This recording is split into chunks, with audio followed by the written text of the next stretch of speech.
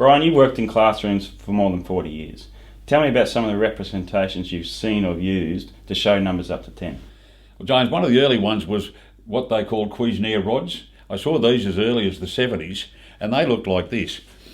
Coloured rods like these were used to show colour combinations.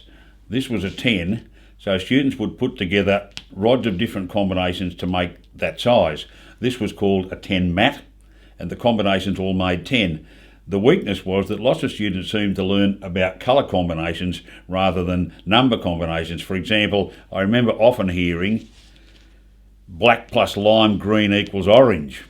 The translation is 7 plus 3 equals 10, but the students were confusing colour with quantity. I went to primary school during the 70s, and I remember those sorts of issues. Rosemary Irons told me a really nice story about that issue. She said there was this young girl here in our home state her mother was trying to teach her some independence at age 6. She was asked to go down to the corner store, which is only like 2 buildings away. Yeah. And the mum said, "Can you go buy me 3 apples, please?" And she toddled off, and she came back. She brought back 1 green apple. And the mum said, "No, I asked you to buy 3. You've only brought the 1 back." She said, "No, I didn't, Mum. Green is 3. So you got 1 apple." So, she's making that connection and using That's right.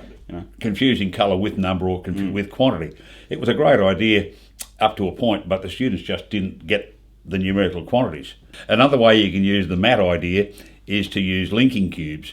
In this case, though, there are only 2 colours being used, so you can see, in this case, the student is showing 9 plus 1 equals 10, and this isn't 9 because it's red, it's 9 because the student